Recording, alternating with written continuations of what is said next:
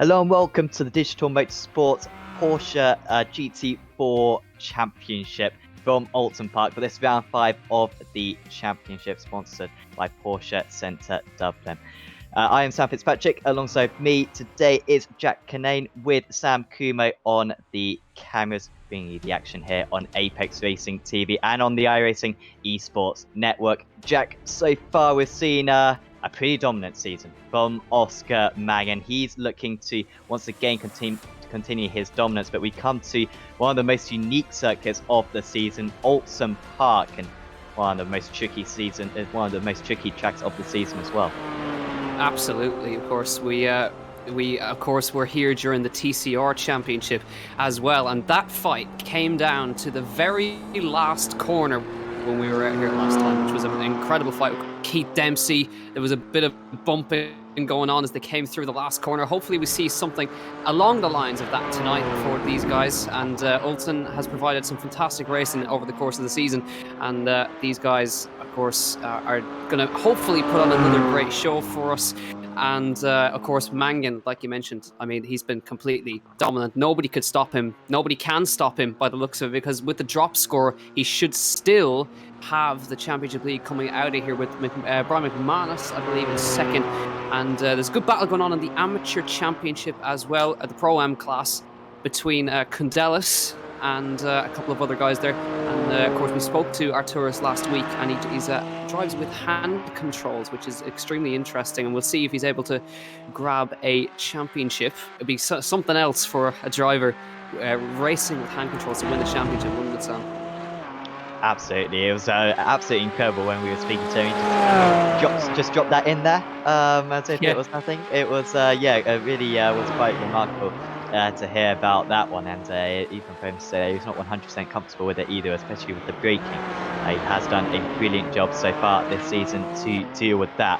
So we're currently in a 12-minute qualifying session. The drivers have been practicing already, I'm sure, throughout the week as well in these GT4 cars. Of course, fantastic news from iRacing that the BMW M4 GT4 is now available to drive. However, it's not available in this race because we're near the end of the championship, so we're just going to keep it with the Porsche for now.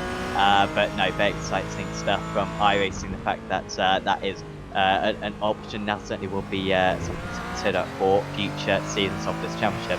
So currently in the 12-minute qualifying session, you can see how we're halfway through it. Then we will have a race 1. The starting order will be based on the qualifying results of qualifying, and then we will have a second race later on, which will be the race 1 results reversed. The top 20 will be all inverted, and that will be the grid for the final race. So plenty at stake today. As also, you might just notice the camera is shaking ever so slightly. I believe it is shaking. At least certainly shaking on my end. It is, yeah. And that is another new feature of iRacing. Let us know in the comments whether you like it or not. It'd be quite interesting to see what you guys think of it. So yeah, keep us tuned on the on the comment section. Yeah, the camera shake. I think we were discussing before we came on. Is like it almost looks like there's somebody kind of in the back of the car, scared while they're on board. As we're on board with Andrew Watson at the moment, the World Endurance driver, and Aston Martin Jr. as well. Fantastic to have him with us. He's from Belfast in the United Kingdom, up in Northern Ireland, and of course took a win in Brands Hatch. Currently, Oscar Mangan, big surprise in the current pole position by a margin of 0.3 of a second over Adrian Campfield, Brian McManus, Tom Ingram in 4th right there, then Dowling, then Watson. If you're wondering what the colours are, the red distinguishes the pro drivers and the blue is the Pro-Am class. There it is at the top of your screen. And of course, the championship is not divided. The drivers, of course, are all in one championship. However, the guys did make a just for fun a championship points division for the Pro-Am class, and currently it is actually Arturis Kundelis actually leading that championship with the drop scores, and Mangan, of course, leading the Pro Championship by a margin of 64 points at the moment over Brian McManus, and Adrian Campfield is not far behind. So Mangan pretty much has it in the bag at this rate. It's going to take, I mean, a catastrophe from Mangan for him to lose this championship. McManus in there in third. He essentially needs to win both races, and Mangan needs to have a total disaster for him to have any chance. Yeah, that would have to absolutely be the case. Remember, Mangan has won every one of the race ones, I believe, this season, and all by a decent margin as well. I think Brands Hatchie was pushed, to be fair, by Hatfield, dare I say. It may have been someone else. But Snetterton, last time out, he was absolutely crushing the order, was Mang. So if he could get 5 race ones this season, that would be pretty epic. He also got the double as well at Snetterton last week as well. So if you could end the season on 4 consecutive race wins, 5 consecutive race ones, that would be pretty mega. So yeah, it would take something quite incredible for anyone to get close to Mangan. But I guess this circuit, Jack, with the proximity of the walls, especially with the chicanes we have here, you can easily smash into those rather deceivingly tough tyre barriers. You could still damage a bit of the car, I guess, for Mangan, so that's got to be a worry for him. Yeah, definitely. He's got to be thinking about that because this is a really tough track to overtake. Which in Mangan's case, if he's able to check out front, and it could be a challenge for him to keep his focus out in the lead. But yeah, you're right. He did win pretty much every single race won so far this season, and Snetterton, of course. That win came down to something that we didn't think was going to pose an issue, and that was fuel, with the drivers having to come in for a late pit stop, and unfortunately, one of the drivers losing out to Mangan by the smallest of margins last time, losing the win by not too much, but that was all it took. Was that with 2 minutes left of the qualifying session now. It's Mangan, Campfield, McManus, and Tom Ingram. I have to say, dare I say, that might be his best qualifying of the season there, Sam. It's quite weird to say that. I think Ingram might be the most improved driver of the season. He's certainly the one that sticks out to me. He always struggles with qualifying, doesn't he? But if he's 4.5 tenths of a second off in qualifying, that bodes very well for the race. He could be a proper danger for the race. Hasn't actually got a podium, I believe, so far this season. Got a couple of fourth place. And by the way, to all the audience, that is, Tom Ingram from the British Touring Car Championship. So fantastic to get a real life driver in the series, along with a couple of other real life drivers as well. But no, Ingram's been very impressive, and once again, of course, we go to a circuit where he's got plenty of experience round. Seems like everyone's set their qualifying times then, so just a reminder, the drivers can only set 3 qualifying times. It's a 12-minute session, but they're limited to 3 qualifying times. So that is why you're not seeing anyone else on circuit, and that is why the grid for this last 10 seconds should stay pretty much the same until we start gridding up for this penultimate race of the season. Yeah, just having a look at the track temperature, 24 degrees Celsius. Quite cold, I would say, for the track.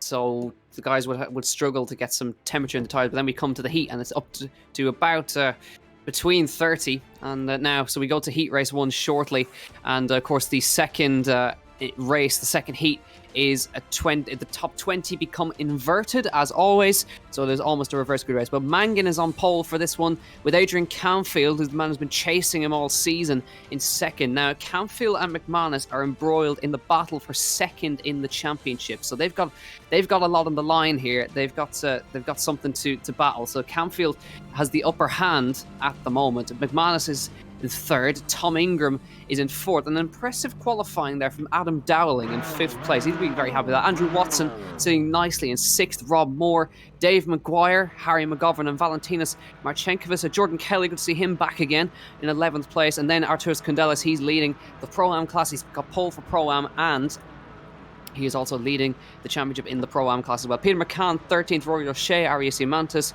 Masterson, Pigeon, Hederman, Sergio Graben, and Paulo Breme. Then further down the grid, you've got Liam Atkins, Johnny McMullen, Tony Stack, Jean Montero, Dear Matumi, Dave Collier, and Michael McCarthy in 27th. And the guys go all the way down, snaking their way down the pit straight. But there's a lot of cars there, and it's Mangan doing his usual thing of being the final guy to get on the grid.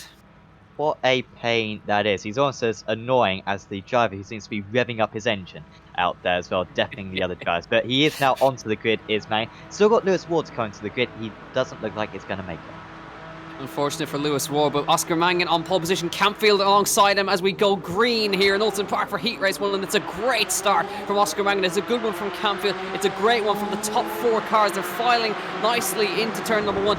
Andrew Watson gets a great start. He's up to 5th, goes up the inside of Adam Dowling into turn 1 as they file through this really narrow turn 1. Looking all good for these guys so far. So Ingram is having a go. McManus straight through to 3rd place. Great start from Tom Ingram. Off the road goes Campfield. Campfield way off into Narnia on the exit of the hairpin right there. And that's going to really cost him. Cold tyres right there have just cost him big time. And as well has been an issue. Peter McCann, that's Peter McCann.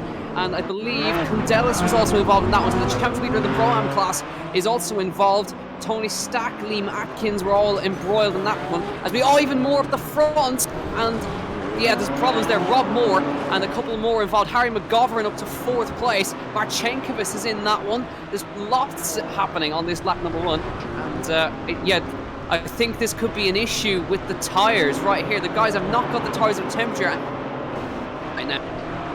It's a pretty cool circuit, as we were talking about before. Mid-20s, this is in the morning within iRacing, and just lots of drivers dropping it by themselves with these cold tyres. And maybe it's a little bit more tricky now for these guys who also got a spin back at the chicane. And who is that officer? Is that is that Atkins off the it is, track? Yeah, it is. Liam Atkins down in 29th place. So I'm just trying to see who's actually gone off the circuit so far in this race. But there's certainly been lots of chopping and changing and a massive division in the track now. I think at least 10 drivers have gone off the circuit at some point. There's Harry McGovern up into 4th position. So Ingram up into 2nd. McManus only dropped down to 3rd. And it's really tight behind them. But you can see these guys are now 9 seconds off the lead. Yeah, that is how quickly it can go. You've got, I tell you what, Jordan Kelly starting from 11th up to 5th. He's kept himself clean. Adam Dowling's had an issue. He's dropped down to 9th place. Now, yeah, guys are dropping on the... Oh, dear. Dave Maguire upside down in turn 1. That's not the right way up. Coming through turn 1. I would imagine there was contact there between himself and possibly Adam Dowling. Dowling kept going, but that's really not... That's the first time I've ever seen a car flip through there. Let's see. Yeah, that is very much Dave Maguire inverted in turn 1. I think those were anti-gravitational tyres on that machine, or at least 2 of them were. And it was. He's just gonna get. That's a bit silly, isn't there? I'm sure most people who've gone to Oulton Park knows that that's not actually something that happens if you just have. Are you sure? Well, I haven't tested it. Let's ask Tom Ingram after the race if that's something that happens if you run a little wide at turn 1. It's quite a severe penalty, I must say. But no, that was a little bit silly, and let's cost him in the race because you can't get back onto your tyres again if you're on your side unless you get a little bit of a helping hand. So yeah, that's a big shame for him. Well, Oscar Mangan leads, Tom Ingram 2nd, Bob McManus 3rd. We now look at the battle for 4th place. This is Harry McGovern with Jordan Kelly, who's kept his nose clean so far. Adrian Campfield. Tell you what, Pat Masterson, Roland Hederman are up a lot of positions where they began. So Masterson and Hederman are 1st and 2nd in the Pro-Am class with, of course, our championship leader, Arturas Kundelis, in the Pro-Am class. He's got involved in a lap 1 instance. Valentinas Marchenkovic back into 10th where he started, grabbing up to 12th. So there is Marchenkovic just getting past Aaron Kerry, that'll be, into the last corner. He's got ahead, and of course Marchenkovic, a race winner in Donington earlier this season. Sergio Graban just having a quick look at his car. Looks like the bonnet is firmly down, which is always a good sign for Sergio.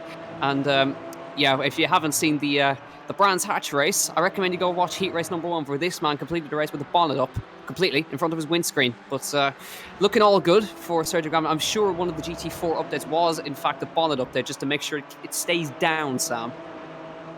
Well, absolutely. So I've heard that Sergio hasn't been able to sleep ever since that happened, just thinking constantly that he can see a bonnet straight in front of him. But fortunately, he can seemingly see right now. However, I think in his wing mirrors, he can see Watson getting very close to him, who we know is a very quick driver. Andrew Watson won at race 2 at Brands Hatch. Also gained a lot of places as well on that occasion in race 1, and was running much higher. Was Watson must have had an issue on the open lap. Also, Ian Malone just dropping behind Robert Moore there. That all seemed very simple. A lot of these drivers with damage. Remember, they do have at least one faster, but I think they may even have two. And so that means that they can come into the pits and get whatever damage they've got completely fixed instantly. However, of course, you do have to trundle down the pits in order to do that. So it's probably not worth it. So you might see some drivers who pitted after their lap 1 damage really storming up to these midfield drivers by the end of the race with much cleaner and much faster cars. Yeah, interesting to note, Ingram's matching Oscar Mangan out front for pace. It's really good, really encouraging so far. A couple of hundreds between them. So actually, this is not the kind of drive that we kind of see from Oscar Mangan normally. Normally, he's about 2-3 seconds ahead. But Mangan is not pulling away from Ingram and McManus too much. Oh, 2.7 seconds. I eat my words, but Ingram is matching him for pace. But I would imagine that Mangan's built enough of a gap now that he can sort of settle into his race and make sure that he doesn't make any of the silly mistakes we kind of saw from the drivers early on with the cold tyres.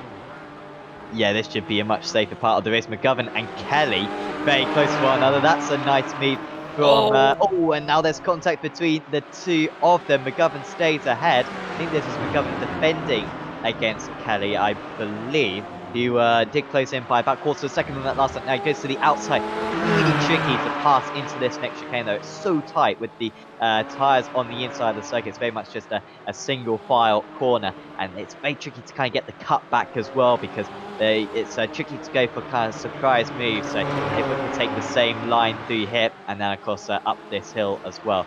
Tricky to really use your momentum too much an advantage. Kelly's going to try to prove me wrong, however, might swerve to the right just to get the inside line, but he's not quite close enough. Look how Campfield is catching up to these guys as well. Was running up in second place at the start. Was Campfield qualified on the front row of the grid, and he can see one or even two positions as a potential for these next few corners, and still Kelly just cannot find a way past McGovern. Here comes Campfield though, gets to the inside going into turn 1. Yeah, Campfield trying to recover after the mistake on lap number 1. Is he going to get past Jordan Kelly into turn 1, late on the brakes, up the inside? And can he just shut the door? Yes, he can. So he slots in front of Jordan Kelly. Campfield and Kelly, of course, very experienced racers. Jordan Kelly racing in the Formula V series over here in Ireland.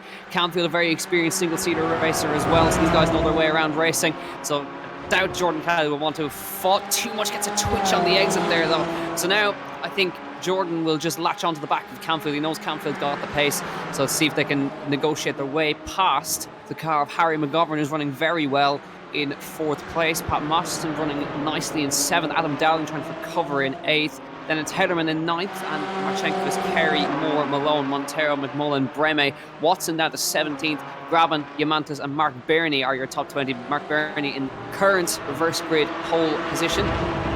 Let's see if Jordan can get back past Campfield, or if Campfield indeed can get past Harry McGovern.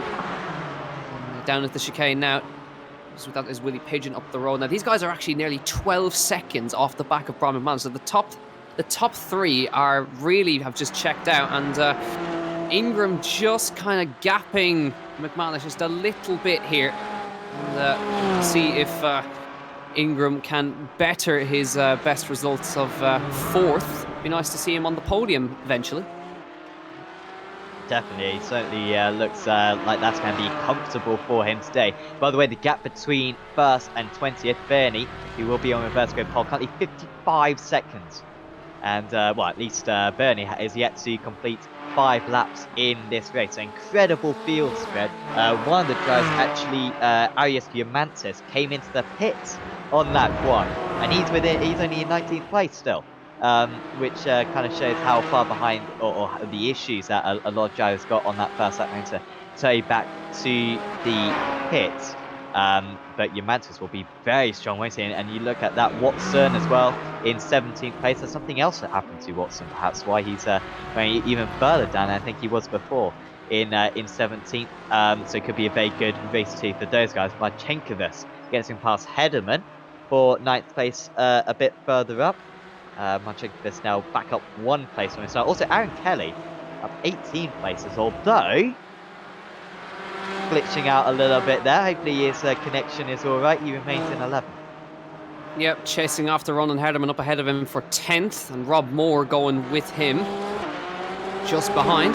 Jean Montero doing well there in 14th as well at the moment. So we're about the halfway mark of this 12 lap race, heading on to lap 7 when we come across the line.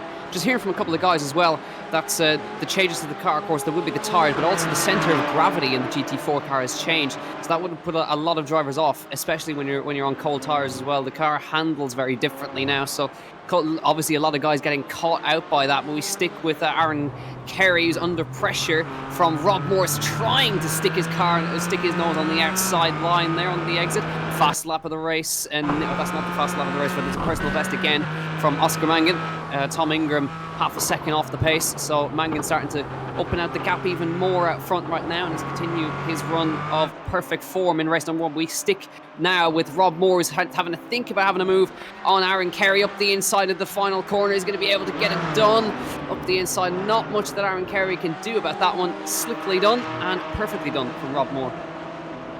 Yeah, that's one of the most common places we see overtakes around this Oulton Park circuit, down into that final corner, and that all seems quite simple. Back close together as well is this pack, 4, 5, 6. Also, would just like to say a shout out to our sponsor for this series, Porsche Centre Dublin. Thanks a lot for them to sponsoring this series throughout and for making this championship possible. Ingram has dropped down to 3rd position, but he's back up into 2nd position now, and McMahon seemed to let that go very easily.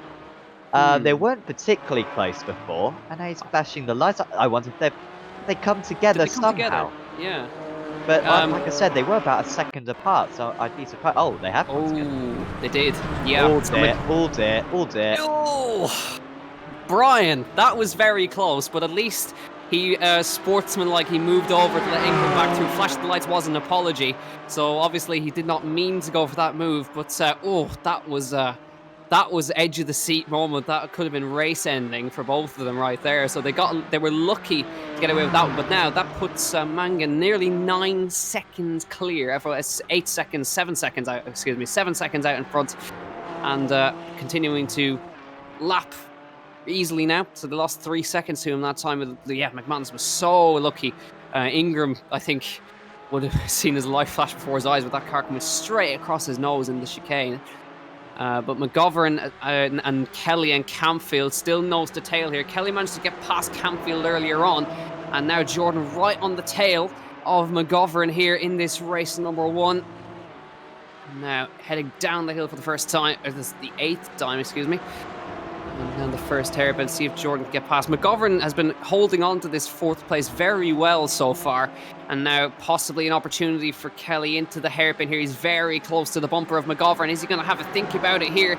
It's a good place to make a move, but McGovern covers the inside nicely. Now, does he try and go on the outside? But he leaves the door open just a small bit for Campfield. He's got to be careful as they come through now. We're right on board with Adrian Campfield into the 2nd chicane. Kelly is looking, he's clearly quicker, but he cannot find a way past Harry McGovern at this point. This is the battle for 4th place on the road. Now, here we go. Let's see if Kelly's going to be able to get it done this time. Down towards the 2nd, 3rd chicane. No, not quite. Very tricky to overtake here. McGovern goes a touch wide on the entry there, but again, he's just parking the bus on the apex, and there's nothing that these guys can do about it.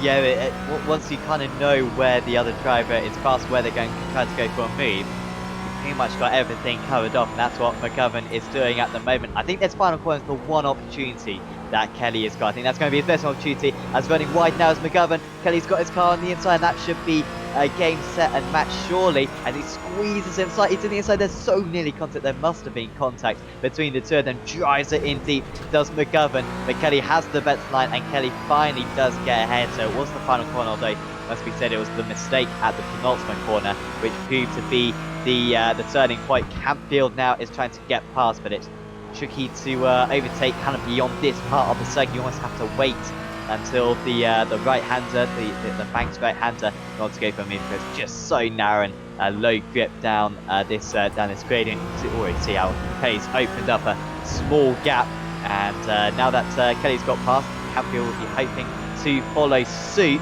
Looks to the inside. He'll have the outside for the next corner, but it's not enough to overtake.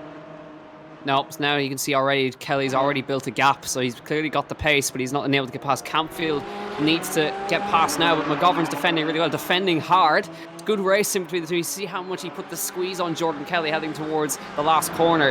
But can Campfield find his way through? So close to his bumper right there. You can clearly see he's trying his best to get past. McGovern is just a cork in the bottle really here for Campfield, but he just cannot find a way through at this point. Keep you updated on the reverse grid poll, by the way. It's currently Sergey Graben on the reverse grid poll with Arturas Kondelis in 19th place at the moment. So they'll be the front row at the moment for that one. And we're heading on to lap 10 of 12 in this heat race number 1 in the Digital Motorsports Porsche Cayman Cup in association with Porsche Centre Dublin.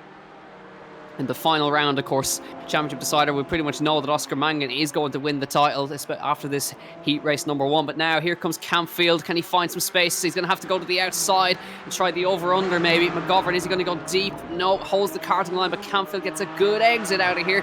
And this is proving frustrating for Adrian Campfield because Jordan Kelly has built the gap already, but McGovern is really trying to defend this top 5 position. Where does Campfield go? Cannot find a way through past Harry McGovern right here, and this is really frustrating him. Down through turn number 1. Has he found space on the outside? Yes, he has. But again, McGovern has the inside, so there's not a whole lot that Campfield can do now. He just needs to try and get alongside on the exit here. McGovern's going to try and defend the inside, but he needs to. Ideally, Campfield is the outside line here. He tried this earlier, and it didn't really work. So he comes to the inside. No way through.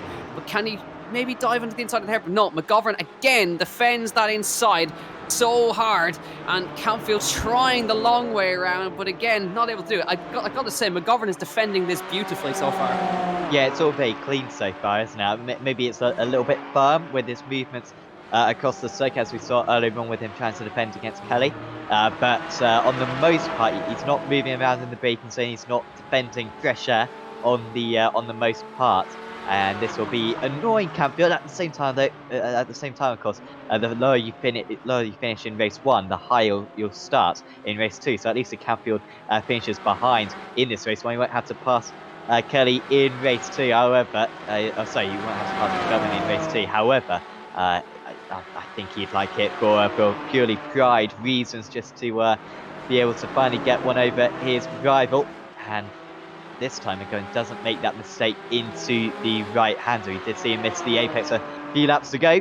Dowling and Marchenkovic. Marchenkovic has been on a charge after a difficult first lap. Seems to have a clean car, to be fair, does Valentinas. And he's now onto the back of Dowling. Also a nice... there was a nice battle with Malone, McMullen and Montero and Yamantis. However, that has started to spread out a little bit, so I wonder if there was a bit of contact amongst those drivers. Here comes Marchenkovic. Very good running as we move on to lap 11 of the race. Has the inside line for turn 1. Can't make it stick though. Good speed carried by Dowling round the outside. And once again, round this part of the circuit, it's very tricky to overtake. Yeah, you can pretty much call it a done deal if you're on the inside down at the hairpin here. There's no way you can hang it around the outside there. I haven't seen done that. Campfield again he's going late on the brakes. He's having a go the long way on. McGovern drops it on the hairpin. A rare mistake from Harry McGovern. Drops it on the curb, and Pat Masterson goes through to 6th place. This is a fantastic drive from Pat Masterson at the moment. He's up to 6th place. Driven well so far. McGovern just getting on the curb there, I think, and just dropped it. And Campfield goes through. Yeah, just seems to lose the rear end at a really low speed as well. Just the rear end over rotating, and McGovern will be furious with that one. Drops to 7th place. Like I said before, he will start a couple of places higher now for race 2. But after working so hard for that top 5, to let it go like that will be incredibly frustrating for him. Hederman in 10th place. I think that was Hederman just defending as the race leader is on the last lap, and we could see something that I'm not sure if it has ever been done in digital motorsports history: the winning of 5 consecutive, or all 5 100% records in race 1 events. I mean, that is quite exceptional. Yeah, I'm pretty sure it hasn't been done, unless somebody can correct me. I don't think Keith Dempsey managed it last season or any of his previous seasons, but Oscar Mangan There's nothing. If he's on pole, there's not a whole lot you can do about it, as the looks of it now. So Mangan has led every single lap of this race and is heading towards his 5th race 1 victory in a row. He's won every single one this season. And it's been an absolute stellar display. Race 2's only came good for him last week in Snetterton when he got the reverse grid win after the whole debacle with the fuel, just beating Lewis Ward to the win on the last lap when they came in for fuel. A couple of drivers just nursing it to the end. But no such issues today, by the looks of it. And then Mangan coming up to the last couple of corners now. Tom Ingram on for 2nd place, by the way. He's on for his best result at the moment, so we'll see if he can improve on that, maybe. Potentially, in the 2nd race to come. He'll be starting, of course, next to Mangan at the back, ahead of him. So Mangan through the last corner, 100% record in Heat Race 1. It's been perfect so far. Oscar Mangan crosses the line and wins Heat Race 1 here in Oulton Park. And his perfect record is complete. Tom Ingram is going to get his best result. 2nd place for Tom Ingram, just beats Brian McManus to 3rd place. Jordan Kelly is going to, I think, win in that battle against himself and Campfield after all that. So Jordan Kelly, that's a fantastic result for Jordan as well, for 4th place. He started 11th on the grid. He comes across for 4th place. Adrian Campfield, after his lap 1 mistake, is going to cross the line in 5th place. And the man who's going to be exceptionally happy with his result, Pat Masterson, crosses the line for 6th place. Harry McGovern, he fought so hard, but it's going to be 7th place for him. Then Valentinas Marchenkovic, Adam Dowling, and coming to the line really close between these guys. But Ronan Herderman is just going to hold off Rob Moore for 10th place. Top 10 finish for Ronan. And then Rob Moore, Ian Malone, Arias Yamantis, Johnny McMullen, Jean Montero, Paulo Breme, Aaron Carey, Arturis Condaz. And the front row for the reverse grid race is Andrew Watson and Sergey Graben. So I wouldn't put it past Andrew Watson to potentially grab the reverse grid win here, because he's done it before in Brands Hatch, Sam. Graben's fast as well, as we've seen so far this season, but you're absolutely right. Watson, who qualified up in P6 as well in race 1, certainly going for your favourite. Kundalisle starting in 3rd place. He could be a danger qualified in 12th. Yeah, so it could be a couple of real favourites for that one. Will be tricky for Mangan to win that race too, but I think he'll be absolutely delighted that he's won that race. And we already knew they had the championship in the bag, but to get 5 consecutive race 1 victories, which is the race where it's most down to driver skill, isn't it? It's most down to your pace, and for him to dominate every single one of them is quite an achievement, so you should be very pleased. Yeah, so we're just waiting for the session to tick to an end. About 20 seconds before we go to that. Of course, the next session is a quick 3-minute cool-down / warm-up session, and then the reverse grid with the top 20 inverted. So not a full grid reverse, just the top 20. And here is your official results from Heat Race 1. Oscar Mangan, 100% record in the Heat Race number 1s. He takes another win. Tom Ingram gets his best result in his first podium in 2nd place. Brian McManus finishes 3rd, exactly where he started. Jordan Kelly from 11th on the grid comes to 4th. Adrian Campfield started 2nd, finishes 5th. Pat Masterson, great drive from Pat there into 6th. Harry McGovern tried his best to hold Jordan Kelly, Adrian Campfield behind him, but it ended up in a quick spin and he ended up in 7th. Valentinas Marchenkovic in 8th. Adam Dowling 9th, and Ronan Herderman in 10th place. Then Rob Moore, Ian Malone, Arias Yamantis, Johnny McMullen, Jean Montero, Paulo Breme, Aaron Carey, and then the top 3 in the reverse grid would be Arturis Kundlis, Andrew Watson, and Sergey Graben.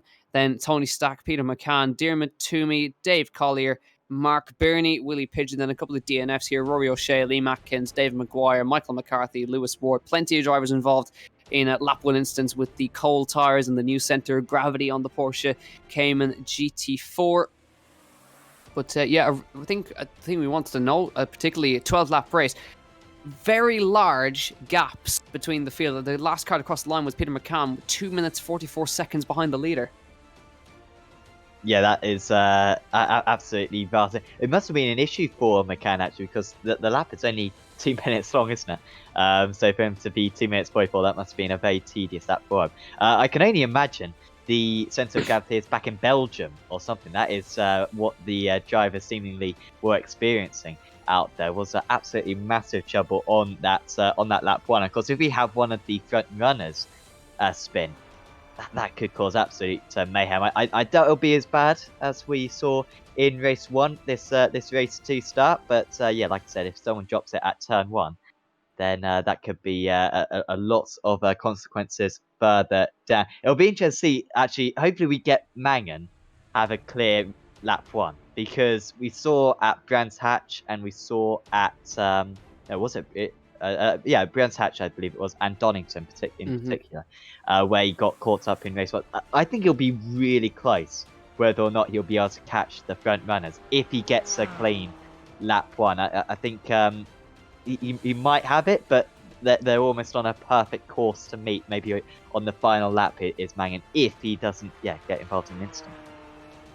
Yeah, and of course, the lap 1 for Oscar in Snetterton wasn't the cleanest either. He was still caught up in an incident, but he wasn't facing the wrong direction, which was the crucial thing. And he managed to climb his way up to the win, of course, on the final lap, just pipping Lewis Ward for that one. But yeah, we'll see in due course with the final race of the season, believe it or not, here in the Digital Motorsports Porsche Cayman Cup. We're going to see who's going to get the final honours. We know that Oscar Mangan is the champion in this championship, so of course there was never any doubt in our minds that was going to be the case.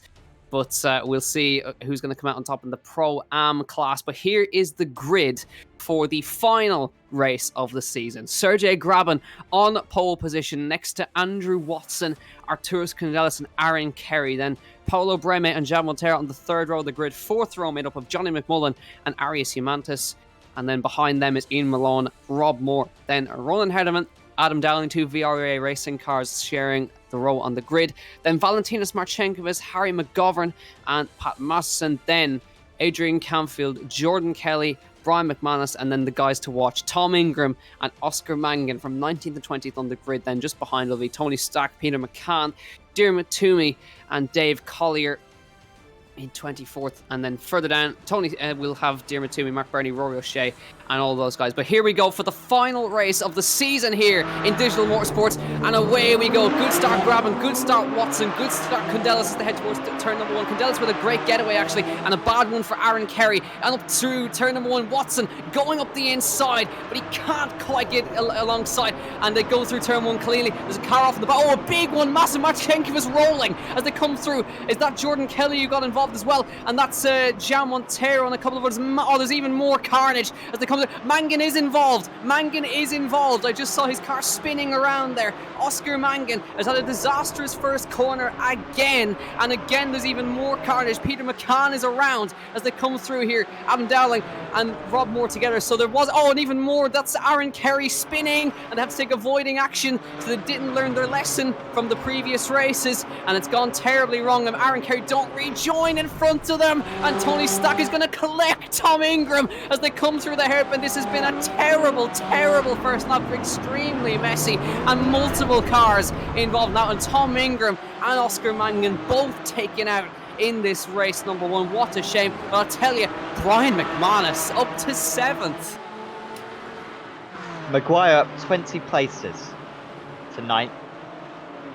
Incredible. And McManus, like you say, up 11. Camfield was involved in one of them as well, so that's ruled him out. Mangan's still in 14th. I mean, he's still getting 6 places despite being involved in something. I think he was spun round, like you were commenting on before, just coming out of turn 1, and that almost meant that he missed the carnage for the next few corners. Actually has a decently clean car. You can see a few scrapes, but I doubt that'll be affecting his speed too much. So still possible for Mangan as he sticks one down the inside of Collier. Quite aggressive that move. McManus already got game past ahead of him. So Watson is the leader. Kundal is in second place. So those guys got through cleanly. Grabin from pole didn't get through cleanly, but 2 of the top 3 were okay seemingly. So they're now the guys to beat, I imagine. It's just a case of whether or not McManus and Mangan can catch up to those top 2. Yeah, so Watson is clear out front. Arturas Candelas in second place, racing on hand controls. May I remind you, ladies and gentlemen, of course, He has not got the use of his legs, so it's fantastic to see the inclusivity here. But he's chasing after Andrew Watson here for the lead. Ian Malone is in third place. Then Adam Dowling in fourth. Rob Moore, McManus, and Kelly and Hederman. So McManus, Kelly, and Hederman are all part of VR Racing. So they'll be working together to climb up through the field here. But Adam Dowling under pressure from Rob Moore, and Rob Moore was quick in Heat Race 1. He was looking racy. But Adam Dowling now chasing after Ian Malone is in third place here. So this is for the podium spots. Mangan into 13th. And yeah, as you mentioned, Graben down to 21st. Didn't quite see what happened to Sergey, but obviously either involved in his own little incident up front, possibly maybe got a tag from Watson we didn't quite see. But yeah, shame for Sergey dropping from pole all the way down to 20th place, where he finished in race number 1. And yeah, the drivers, I'm sure, there are plenty of discussions afterwards about the car afterwards, I would imagine. But Mangan makes a move on Mark Bairney. You can just see them going up the hill. He just gone up the inside there into 12th place. So Mangan trying to get back through. Rory O'Shea into 15th. But I really feel for Tom Ingram. He was just completely innocent, and Tony Stack was completely out of control and just got tagged coming through the hairpin. And Tom had an amazing, he was from 19th up to 5th in a couple of corners, but really unfortunate for Tom, and especially we'll feel for him now.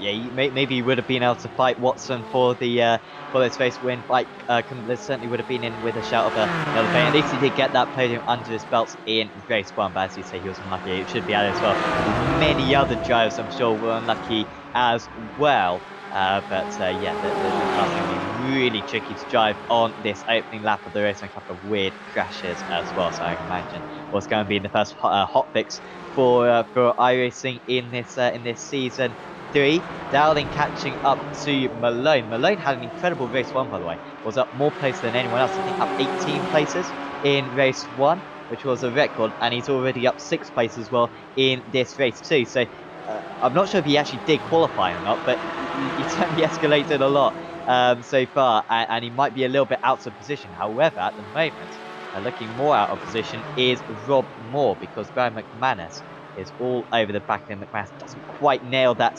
chicane. Wing mirror as well, flying off. I believe that was Malone. I think the wing mirror was flying off, which knows that you've absolutely hit the apex on that chicane, just scraping it along the tyre barrier. And also catching up to these guys is Kelly, Jordan Kelly, who we knew or saw was very quick as well in race 1. I imagine he'll be onto these guys within a couple of laps. As here comes Moore. This should be all right for him against Dowling. Dowling keeps it round the outside there. He wants to hold on to this position. Just shoves him out ever so slightly. Escorts him out to the outside of the circuit. And it seems like Moore has this one covered. Yeah, should have the inside line for the next corner, and trying to keep Adam Dowling, gives him a squeeze to the outside, and Rob Moore goes through. Brian McManus, fastest lap of the race that time, but he's catching this train as they come across the line. Oscar Mangan back up to 10th place now. He's back in the top 10 after recovering from his lap 1 spin. There is McManus. He's got a golden opportunity now to chase for a podium again, and Andrew Watson out in the lead. He's looking for his second reverse grid win today. And I think that would actually end the streak of different winners, because Oscar Mangan, I don't think, won a race 2 up until last week. So Watson trying to go for it, the first double winner of a race 2. But Kundelis trying to put a stop to that. I'm not sure he's quite keeping up with Watson at this stage. Ian Malone, of course, we're looking at the battle for third at the moment. And oh, that's a car on the wall. Mark Bairney in the wall in the hairpin. Shame for Mark, who's running really well, but the back is missing off the car. He's going to rejoin just behind Sergey right there. And unfortunately, he's got the back missing off the car. He's going to have to come back into the pit lane and get that repaired. Let's see if we can see what happened here. Yeah, I saw him initially go up a place and then seemingly go down a place very quickly after. And that was why he just drove it in too deep, got onto the grass, and that is such I mean, I'm half surprised they can still do real life motorsports around that corner, because that is so little runoff area. And then you got the wall. You must have some pretty big incidents at that corner. We certainly see in sim racing and hard into the wall, losing some body work. Malone's being caught then by Moore. To be fair, this is kind of the same as what we saw before, isn't it? I don't think there's... Well, actually, I think Moore maybe got past Dowling, but and seemingly has the pace advantage as well on Malone, who's punching well above his weight at the moment, up in 3rd position. course, is an amateur driver, no pro drivers in the podium places at the moment. Is it's going to be a move from Moore? This would be very brave from him, and to be fair to Malone, left plenty of space there and then got a good exit. That's exactly how you deal with a kind of a half move just like that. Also, Dowling McManus, you'd expect those guys as VRA teammates to go sort of positions. At the moment, they're not, but certainly McManus looks a lot faster. I think they've just swapped it right there. Dowling backed off into the hairpin and McManus is through. So Dowling team orders coming into effect right there. McManus was setting fast lap of the race, just taken by a couple of hundreds by Oscar Mangan on that lap. McManus now needs to try and follow Rob Moore through. Rob Moore trying to go for his first podium as well, as is Ian Malone. So McManus trying to go for a double podium in this week's race. Arturus Kundell is a bit ways further up the road. He's lost touch with Andrew Watson on this 20-lap feature race. And we'll see if these guys can get through. But Rob Moore trying. This is a carbon copy spot we saw with Harry McGovern and Jordan Kelly and Adrian Campfield last time. Malone defending nicely so far, but McManus straight up to the back of Rob Moore now. Dowling dropping off the back of them. Jordan Kelly actually not far off the back of them there. Dave Maguire, of course, up nearly 20 spots from where he started. So he's doing amazing. And further back then, you get Ronan Hederman and Oscar Mangan. Now, Rob Moore, has he found the inside line this time? He's going to outbrake Malone into the last corner. I should be able to get through right there, and he does. But Malone with the cut back line, not quite able to get alongside. He's going to try and get back past her. McManus needs to find a way through now, because Malone will check, Moore will check out. McManus has the inside line for turn one, late on the brakes, and straight up the inside. Malone leaves plenty of room there. He knows he's not able to keep the pace with these guys, but now the battle is on between Moore and McManus. Yeah, this will be a tight one. Certainly, McManus has the pace advantage. We're not quite familiar with how quick Moore is, as we've got the 27 car Bernie off the circuit, having another spin is already a lap down. As he just rejoins to the track in the background. McManus, like I said, yeah, definitely going to be faster, but as we saw in race one, it's not easy to overtake around this second, and he found it particularly difficult, did McManus, being stuck behind a couple of drivers for a large portion of the race. And if he can get past straight away McManus, he's got a chance of catching up to Kundelis as well. I think Watson's just too quick today. Watson absolutely flying along at the moment. But a second place is still possible for McManus. He looks to the outside, no way through on the inside of Moore into the chicane, just very much shielding that position. Powell can get a good drive here. He tries to go for the surprise attack, and again his rival does leave him space. They're very slow, as the car even slower, but Mullen just slowing right down on the circuit there. Still got part of his car alongside us, McManus, but now as they switch swift to the left, it does just fall behind. Moore again running it in deep though. McManus will have a great opportunity into the final corner. This is a great fight between McManus. More real fair racing so far. Moore again defends the inside, and now with the cut back line, McManus going to be able to make it work this time into turn one. We look back, look how close McManus is to the back. He's going to have to go to the outside because Moore sternly defends the inside line into turn one. Dowling's made the move on Moore in the background, so now can McManus sweep around the outside? He's going to have a think about it, but Moore parks the car on the apex. Beautiful defense so far. McManus getting frustrated now behind because Moore again defends the inside down the hill, and they leave space for each other right now. But this is allowing Jordan Kelly to get in on the fun. He's caught the battle in the background. You can just see him on the back of Ian Malone now. McManus to the inside for this next corner. He's going to have to do something brave here up the inside. Can Moore stick it around the outside? He's going to have a go. I don't think he's going to quite be able to hang on. And McManus finally gets through past Rob Moore with a fantastic fight. But I'm not too sure. McManus needs to break away quickly now because Moore will have another go. And Jordan Kelly gets past Ian Malone in the background for 6th place. But a great fight between those guys, really fair. 6 seconds to catch now for McManus to get to Kundelis. Got quite a few laps to go as well, 13 laps to go after this one, so he's got half a second a lap pretty much to catch up. He's certainly got that potential, does McManus, but he can't afford any big mistakes. Now we've got a bit of a queue forming up behind, haven't we? And this is, by the way, the closest battle out on circuit, maybe a couple of decently close ones further back, but certainly the best one to watch with 5 or 6 drivers all within a second of one another. And it's Dowling actually trying to come back against Moore, which is an odd one. Moore easily overtook Dowling earlier on, seems to have a big advantage. And fair thing now, he seems to be falling back again. Kelly as well caught these guys by 1 second on the last lap, and also Moore is looking very beatable right now. He's already been overtaken by one car. Now a couple of teammates are going to seemingly get past him as well. Yeah, just to keep updated, Watson is lapping at almost a second faster than Kundal's each lap. So Watson is looking comfortable. There he is. He's had a pretty easy run of it so far, as Andrew Watson. He just needs to keep away from mistakes. Of course, he is a World Endurance Championship driver for the Aston Martin factory team. He's a junior driver for those guys, so he's experienced in GT cars. And it's great to have him with us. Of course, he's from Northern Ireland and out here racing with us in Digital Motorsports. Of course, there was a big event last night, which he also raced in the Mark II Escort Challenge, which was extremely popular. We had Andrew competing in that and a couple of other guys as well. But a quick change to GT cars is a big one. But he's 5.2 seconds ahead of Arturas Kundelis, who is running extremely well in second. We can't take anything away from him. He is running really, really well in second place at the moment. He's 5.3 ahead of Brian McManus, who's now going to try and close the gap down to him. With there's a long way to go in this race. There's 12 laps to go when we come across the line, but he got the queue now. McManus, Moore, Dowling, Kelly. And again, you can kind of see, I think Dave Maguire has got past Ian Malone. And guess who's on the back of that train now? Oscar Mangan. This is fun for him. He's going to get past Malone straight away. Likes that move actually into the and I think he's the only driver who has seen actually overtake at that corner all day long. I mean, I was doing some AI racing yesterday. I imagine this is a bit like what Mangan is racing against, because I have to put it on about 80% skill level in order to overtake anyone. Mangan is much superior to myself, but he will be just looking at these guys and knowing that he can pick one off after the other. Could still be a podium.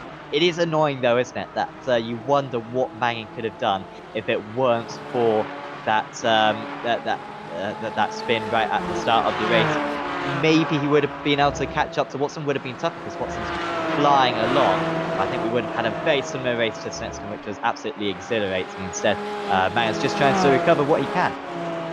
Yeah, and of course, Watson, remember, he sort of fell off the pace towards the end of the race in Brands Hatch, and it was about a half a car length separating himself and Adrian Camfield across the line. So Watson just about held on for it, but Mangan now chasing after Dave Maguire.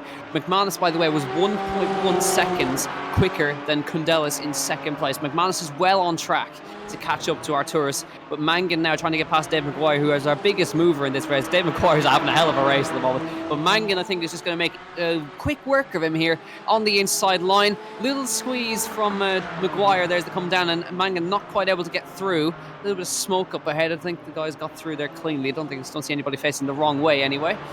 But Mangan trying to recover, and Maguire actually just understeers straight off the road, and Mangan says, "Thank you very much, I'll have 7th place." Now we'll see. A clear road in front of him. Can he catch the battle for 4th place?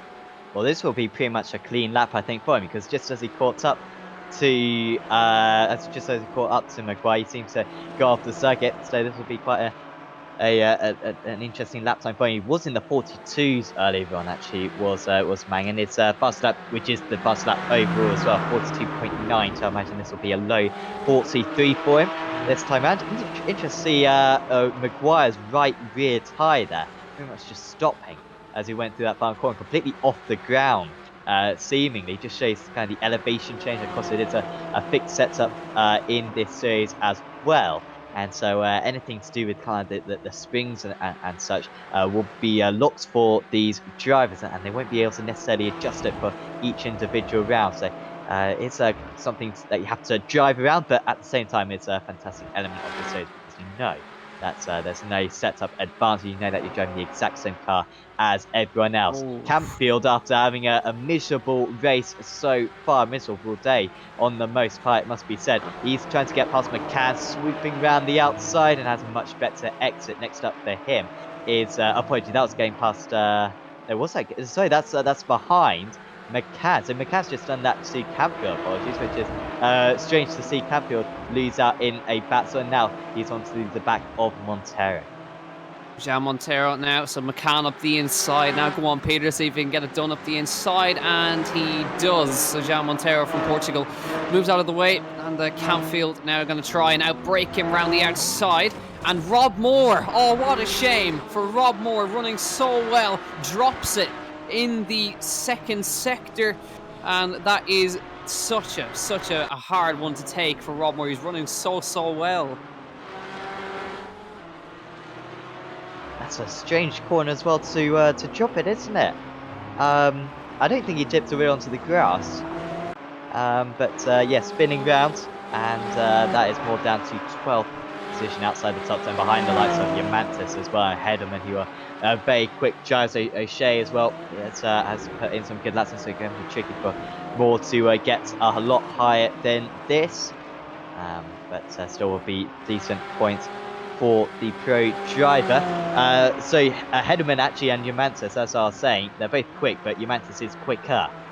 Mid 45 on that last lap for Yamantis. He was about 0.8 of a second faster than Rowan Hederman, and I reckon he'll be passed pretty soon, although 3 seconds at the moment separates the two of them. I'll take a couple of laps for that to drop down. McCarthy coming into the pits, which is a strange one. Michael McCarthy, by the way, the 8th Michael McCarthy on iRacing. Seems to be a very common name, and he's dropped outside the top 20 all of a sudden, so he must have just picked up some damage. Yep, so just an interesting thing to look at. McManus is again chipping away at the gap to Condelis, and he's actually the fastest out of the top 6. He's even faster than Mangan at the moment. Now, I'm not sure Mangan has set a representative lap time in a while, but McManus lapping quicker. He's lapping quicker than the leader. He's lapping quicker than Condelis. He's brought the gap down to 2.2 seconds. So it's been really quickly going away from Condelis, and be interested to see if Condelis can even hold on for that podium. But McManus trying to go for second place now, and he's flying up to Arturas Condelis. We'll have a look at the lap times. Jordan Kelly up to 4th place. Dowling, I think, is just going to not fight with his teammate there, and nicely goes through. But look at that! Look who's that in the background. It's Oscar Mangan. He's always lurking, isn't he? He's really annoying for the other drivers. And maybe them seeing Mangan in their wing mirrors perhaps gave Kelly the hurry up to get past Dowling. They felt as though they had to make that change straight away for the benefit of the team. With the pace that McManus is currently lapping at, actually, he's not going to be a whole lot off Watson by the end of the race. He's currently about 9 seconds behind, as Breme has actually just had an issue. I think I think Breme's off the circuit at the moment. But yeah, McManus will probably get within about 3 or 4 seconds of Watson by the end of the race. So Watson can't afford to have an off track or anything. Otherwise, that could just put his race win in a bit of jeopardy out there. Getting back onto circuit. No, he hasn't got back on the circuit, Breme. He's back in 17th place. And now McCann's off the circuit. It just says McCann passes Breme. He's off the circuit as well. So a very delayed synchronized spinning there. Yeah, Tony Stack goes past McCann, of course. Tony Stack was involved in that lap incident, flying into the hairpin after this one at the end of the straight, where poor old Tom Ingram was taken out as well. And they continue on, but Peter McCann not having the best of days. Once again, he's down to 20th place now, and Campfield in 15th, of course. And we're on lap 12 of 20. Andrew Watson leads from Arturas Condelis and Brian McManus, Jordan Kelly, Adam Dowling. Oscar Mangan is just behind Adam Dowling. I don't think Adam Dowling is going to be in 5th for very long, because here comes Oscar Mangan up the inside. Can he get it something? Dowling likes to hang around the outside, but again, leaves the door open. Oscar Mangan back into the top 5. That was remarkably quick, wasn't it? One moment Dowling couldn't see him, and the next moment he's straight past. Dowling seems to have an upturn of pace, didn't he, when McManus got past another driver earlier on. Seems to be getting a bit faster, and now back into the 46s is Dowling. Next up for Mangan is Kelly, and that should pretty much be it, shouldn't it? I doubt he's going to get any higher than Kelly. But yeah, you can just see McManus and Condelis up the road, so I wonder, it mightn't be totally out of the question that he catches up to Condelis maybe, and Jordan Kelly is of course catching up to that, so there could be a battle for maybe potentially 3rd place if Condelis drops away between Kelly and Mangan for that one. But there is Arturas Condelis. He's held on to 2nd for a while now, and McManus is there in the background, 1.2 off the back of him. So there's going to be 7 laps to go across the line. And we'll see if McManus, how quickly can he get past Cundelis, who's been lapping consistently for the past couple of laps. Oscar Mangan is 8 seconds behind this battle right now. And he's about a second and a bit off the back of Jordan Kelly. Jordan Kelly is 6.2 off the back of Arturas Cundelis. So they've got a decent buffer with 7 laps to go across the line. And you can just see the sight of Andrew Watson disappearing through the last corner right there. He's got a gap of 8.7 seconds right now. We'll have to keep an eye on the old the gaps as they come across the line. And we'll see what the lap time 143.91 and then cutting across the line of 44.5 and versus a 44.4 for McManus. So not a bad time from Cundelis that time, I must say. But Oscar Mangan, the quickest out of them, 143.955. This is not the ultimate pace of these guys. They're in the 42s in qualifying. So they're not lapping anywhere near the pace, but still, Mangan trying to get into that top 4. Just trying to call Brands Hatch. I think Cundelis was in a similar situation to this. I think I remember him lifting off to let some other drivers pass. I'm not 100% sure if that was... Oh, that was Emantis, sorry. Was it Emantis? Yeah. Okay. But maybe Cundelis will do the same type of thing and possibly want the amateur class points if he can possibly snatch them. And he will realise that he doesn't have a chance of keeping behind McManus to the end of the race. Of course, on these 4 fakers, well, no, so it's O'Shea, Hedeman, Moore. Emantis, I think, made a mistake a few laps ago because he was right onto the back of Hedeman already. I think, about 8 laps ago, and then seemingly dropped away back into 12th place, but has caught back up now. That last lap was the fastest out of these drivers. Well, O'Shea actually pulling away from these drivers slightly, so Moore and Emantis have to get past straight away. Emantis missing his rear wing as well.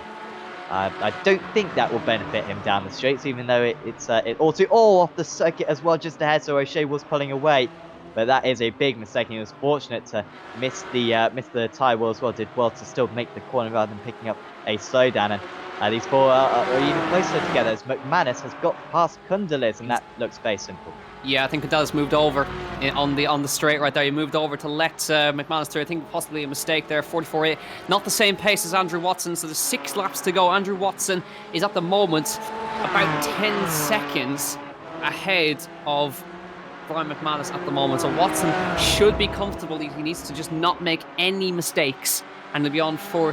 It's quite unbelievable to say this. We haven't had the same winner in race 2 every single week. But Watson on course to do that, which will be quite something. He's even more than 10 seconds clear. I think he could be closer to about 15, 16 at this rate.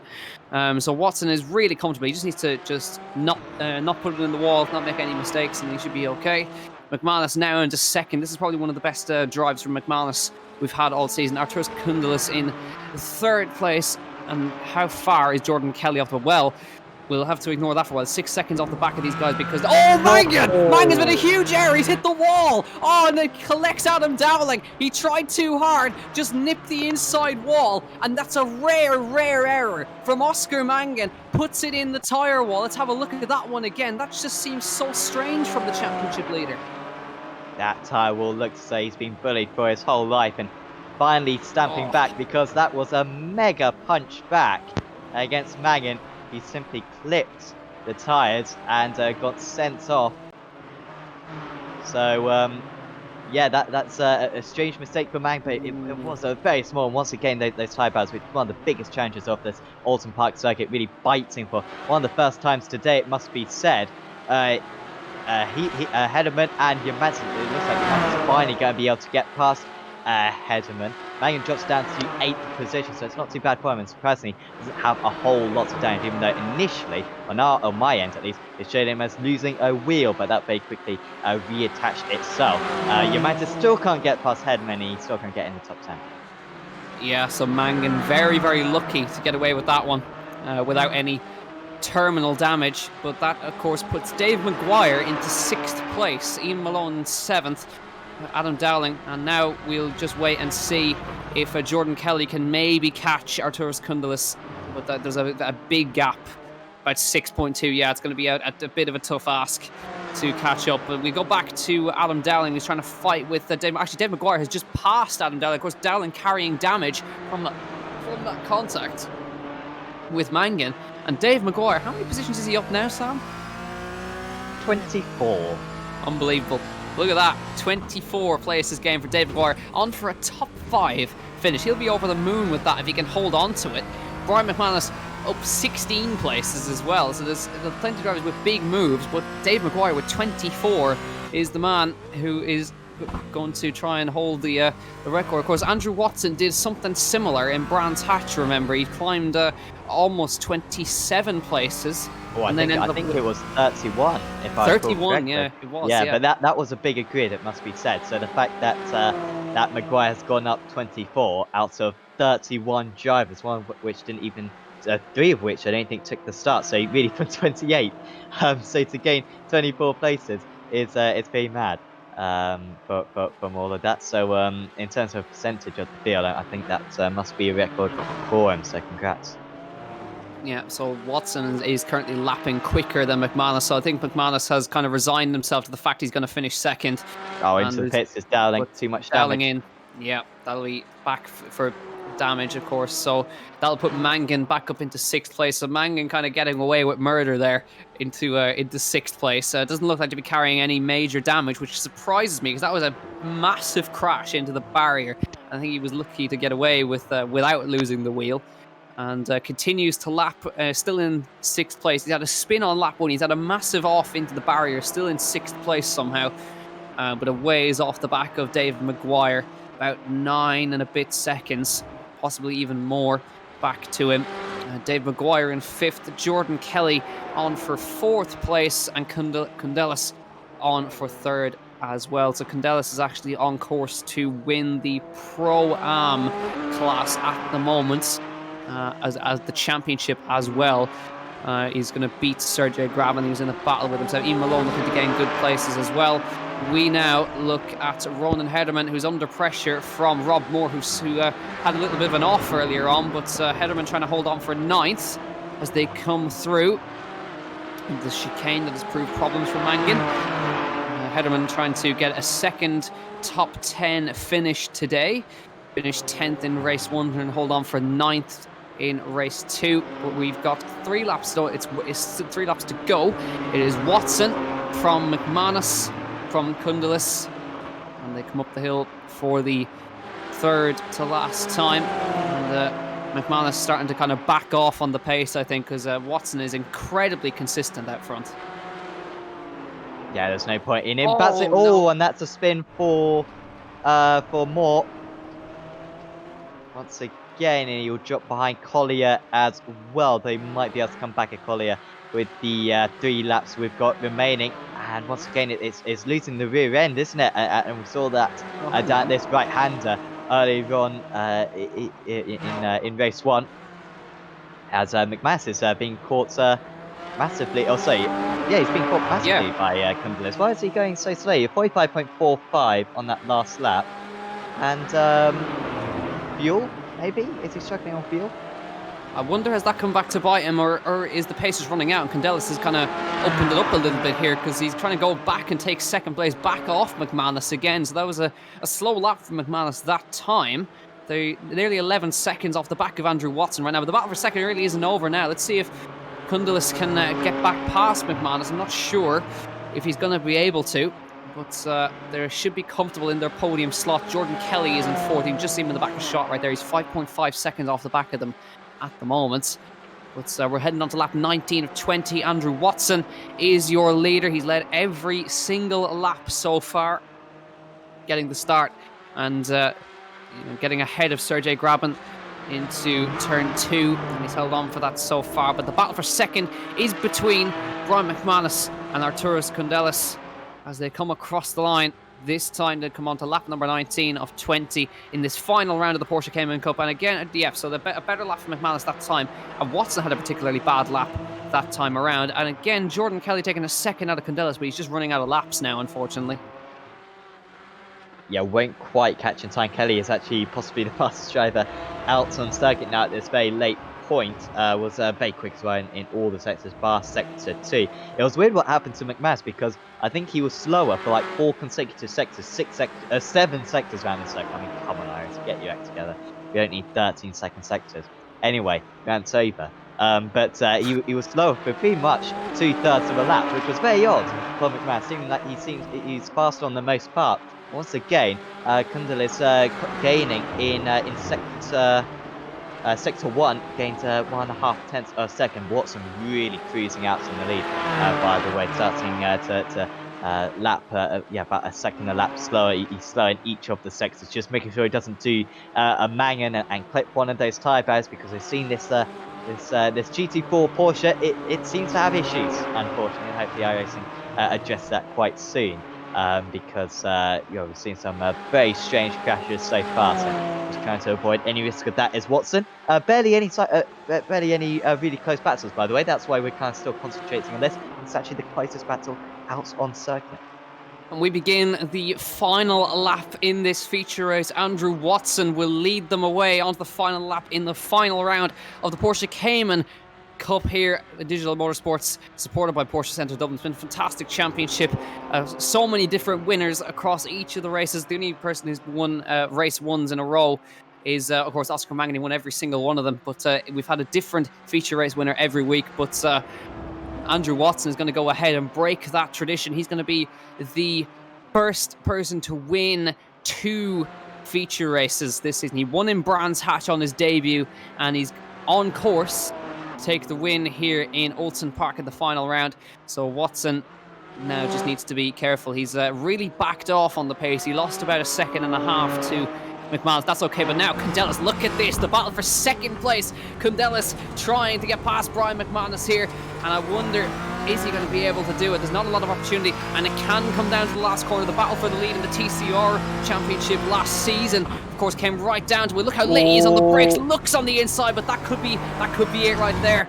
McManus has the gap now, I think, to just hold on. He really had a go there, but he's going to drop too far off the back of him there. But a valiant effort from Arturas Kundelis right there. Remind you, driving on the hand controls, and is on for his first podium in the season. But a man who's been unchallenged out front this race, in the feature race, with all the incidents that happened behind him, he's had none of the sort. He comes towards the final corner, the final round of the Porsche Cayman Cup Digital Motorsports Championship, round the last corner, breaks the streak. He comes through the last corner, and Andrew Watson becomes the first driver to win 2 feature races this season. He wins the final round in Oulton Park with a fabulous drive to the win. And I think we'll have a look in the back. Is McManus going to hold on for second place? Yes, he does. Second place to McManus, and third place. What a brilliant drive from Arturas Kundelis. Finishes third and wins the Pro-Am Championship as well.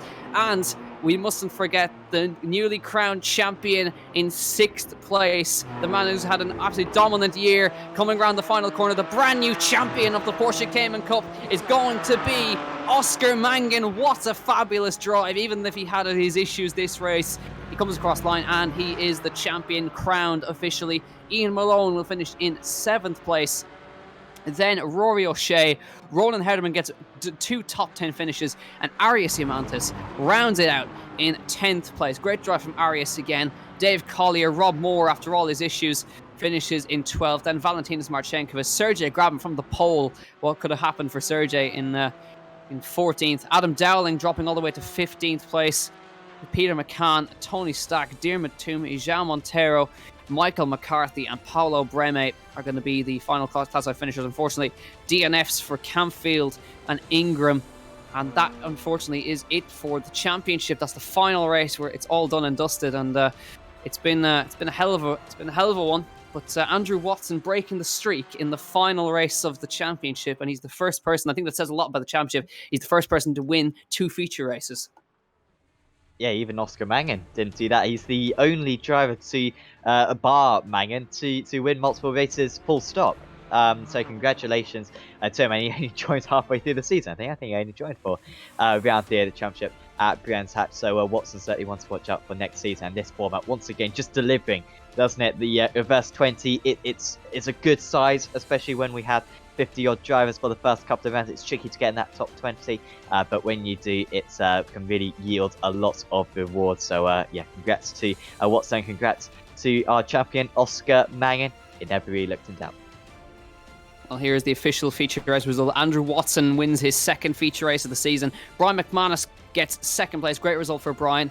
Arturas Condelis on the podium in third place, wins the Pro-Am class. Jordan Kelly in fourth. David Maguire, what a drive, 24 places gained. Oscar Mangan in sixth place. Ian Malone, Rory O'Shea, Ronan Herdeman by a gap of nearly 3-4 tenths of a second between himself and Rory O'Shea across the line. And Arias Mantos in 10th. Then Dave Collier, Rob Moore, Valentinas Marchenkovas, Sergey Grabin, Adam Dowling, Peter McCann, Tony Stack, and Diarmid Toomey.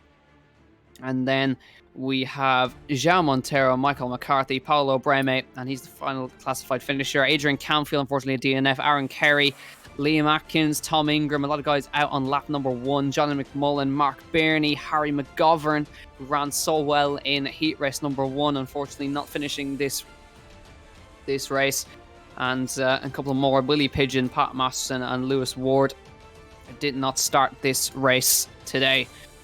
So it's now we're going to, of course, have a chat with the drivers. And bless my weary soul, Oscar Mangan is actually waiting for us. But we'll first have a chat with our race winner, Andrew Watson, who's waiting in the interview room for us. Andrew, welcome to the commentary box once again. You're the first man to win 2 feature races. It's been a fantastic debut for you in the series. All right, cool, yeah. First race didn't go to plan. Bit of carnage. So after that, I realized I had a bit of damage. So just went for the reverse grid, and then I got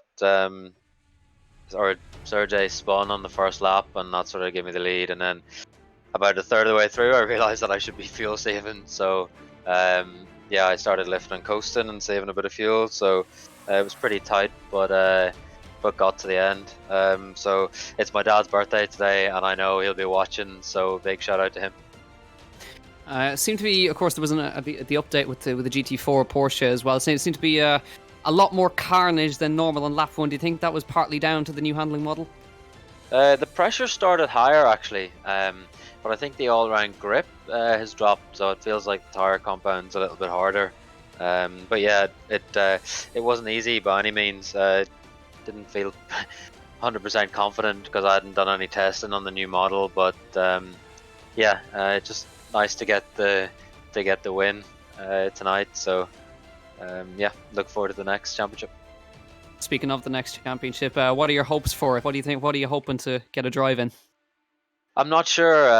I have a couple more sim races coming up, so I think I need to focus on iRacing because these guys like Oscar and Brian and Tom are all really strong. So I think I'm going to have to put a bit more effort in. And of course, we're thankfully restrictions are getting lifted. So of course, you're involved in the World Endurance Championship, so I'm sure you're itching to get back behind the wheel of a car again. Yeah, I did a few laps on Monday in Silverstone, which was really nice, and yeah, a little bit different to the simulator. But first World Endurance race is meant to be in Spa in the middle of August, behind closed doors. So hopefully that goes ahead, and then we've got Le Mans in September, so that'll be my first Le Mans. So yeah, fingers crossed that it all gets going. Well, best of luck from all of us here, Andrew. Well done on the win once again, and hopefully we'll see you back in the next championship. Well done. Thanks.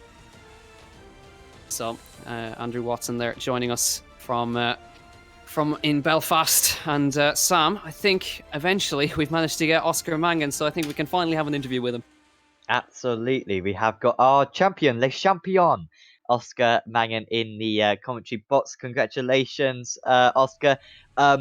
We can now finally say that you're the champion. I mean, it was pretty much saying that before today anyway, but you must be feeling delighted that you've won this title. Yeah, cheers. I am happy enough. Good fun. I enjoyed this car most of the time. The last race just finished there. Probably shouldn't have hit that tire barrier, but for the most part, it's been a fun season, and it's been pretty clean 99% of the time. So I definitely enjoyed the season. Absolutely. Let's start on the positives. Race 1 today. A clean sweep of race 1 victories. I mean, that's something that rarely happens in any championship, let alone this this digital motorsports series. It looked all very comfortable once again for you. Yeah, probably this track wouldn't be my favorite. Definitely enjoyed probably Silverstone a bit more, or Brands, but the new build with this car yesterday made it a bit of a challenge to sort of get used to the different characteristics the car shows now. So probably maybe a bit better than it was before, but still happy enough to get that clean sweep anyway. Are there going to have to be any kind of big changes to the setups you're running for this car going into kind of future races in this car? Has the build really changed that a lot, or are the old setups still kind of useful? I think the old setups are a bit too kind of oversteery, a bit too tail happy, so I think we have to kind of dial it in a bit more and kind of stop the tires from overheating. The pressures seem to be a lot more sensitive in the And you certainly found that in race 2, lap 1. Take us through it from your perspective. We didn't quite see how you got involved in something, but we saw you drop down the order a little bit in the first couple of corners. Yeah, I just was slotted in behind Brian and Adrian, I think, and just coming down into the second corner, I just got a side swipe. I don't even know who hit me. I didn't see anything. I've only got one monitor, so it was sort of like being hit by a train from the side. So I didn't really have an idea what. Yeah, definitely. Pretty much an unavoidable collision, certainly there. I'm sure you've absolutely enjoyed this season, the G Sport. If we change cars for next season, do you think you'll be back? Yeah, I think so. Providing it's not some sort of wacky, mad yoke that we're driving, but if it's something, one of the new cars, maybe the new Pro Mazda or the USF, might be good fun to race, something completely different. Anyway, I've sort of had my time now with this car for a few weeks at least. Absolutely. Well, congratulations on the championship win, Oscar. Is there anyone you'd like to give a shout out to?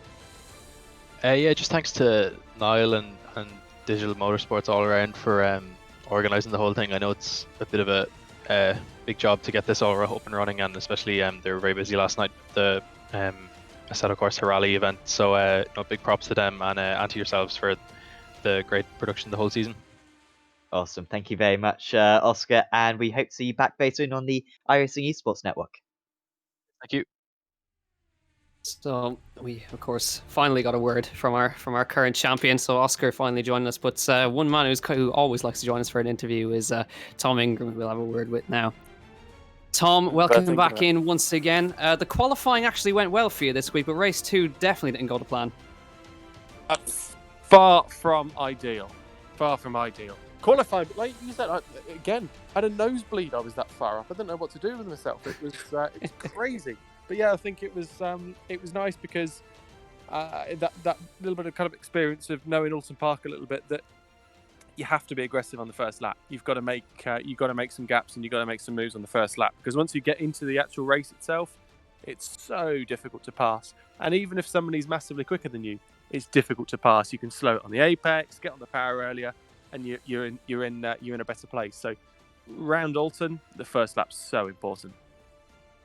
Yeah, of course, and we had the new GT update as well. The car obviously feeling very, very different. So there was plenty of carnage on lap 1. So what do you think of the major changes that you felt with the car overall compared to the older model that we had earlier?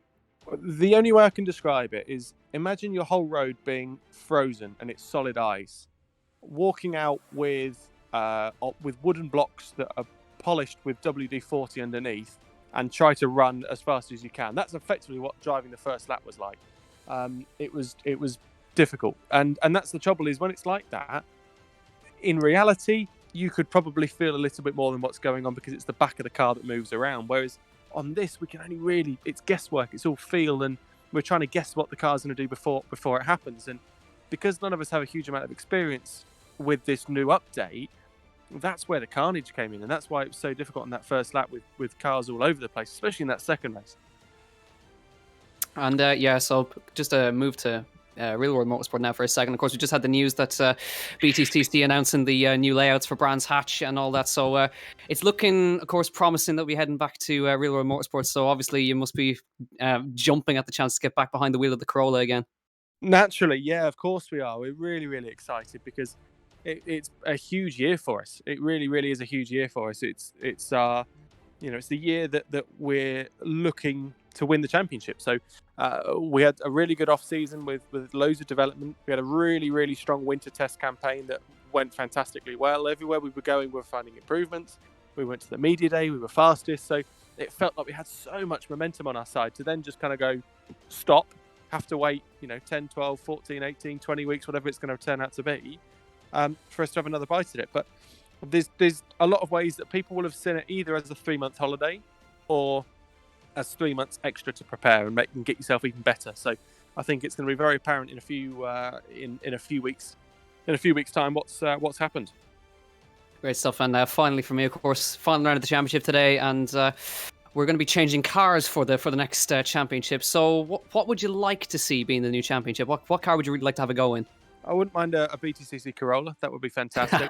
I think I might stand half a chance at that. But saying that, I didn't do that well in the in the TCR car, so I wouldn't hold that much hope. I don't know, something a little bit different. Maybe some single-seater stuff. I've seen that there's obviously some new single-seater updates coming in. But we've got plenty of awesome cars to choose from. So I'm sure the guys at Digital Motorsport will pick something right for the championship, equally challenging as the last two cars have been, but provide good racing as well. So whatever it's going to be, I'm sure it'll be fantastic. Great stuff. Well, thanks for joining us, Tom. Before you go, is there anyone you'd like to say a quick thank you to? As always, both of you guys do a fantastic job. Thanks for having me at the end of the race each time, and keep up the good work, and I'll see you all soon. Great stuff. Thank you so much, Tom, for talking to us, and best of luck. We'll hopefully see you out on the real track very shortly. Perfect. Cheers, Jack. Cheers, Sam. Thank you, mate. Bye-bye. So that was Mr. Tom Ingram joining us in the commentary box once again, and it's always fantastic to hear.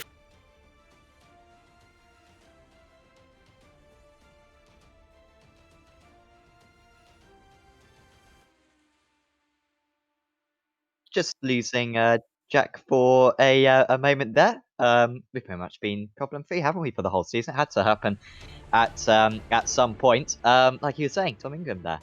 Been great to chat to Tom all season long. Oh, he's back again. I don't know where he went. Maybe up a beanstalk. I don't know. But he's back again, is Jack. Yeah, I don't know what it did there. I hit a button, but anyway. That was the final round of the digitalmotorsports.com Porsche Cayman Cup in association with Porsche Centre Dublin. Oscar Mangan, the champion, of course, and it's been fantastic to have the championship once again on Apex Racing TV, and of course, a big thank you on behalf of all the drivers to Niall, to Rob, and to Sean, who run everything behind the scenes. So I'm sure they do a lot of work behind the scenes, as well as the moderators, including Brian, Peter, Ronan, all involved in running this championship. And hopefully we'll be back again very shortly for a new championship in new cars and a new format, which we'll hopefully hear about in a couple of weeks. But we'll definitely be on a break while the guys sort out the next championship. But it's been fantastic, and hopefully we'll be back very shortly for another championship on the iRacing Esports Network on Apex Racing TV. We'll wait in due course for the announcement for that. But a massive thanks, of course, has to go to Sam and to Samily for being alongside me for the duration of this championship. My name has been Jack Cannon, and we've been bringing you all the action here on Apex Racing TV and on the iRacing Esports Network. So until then, it has been a pleasure to bring you all the action, and we will see you very shortly for a new championship of the digitalmotorsports.com series. Thank you all so much. Have a good evening, and we'll see you next time. Good night.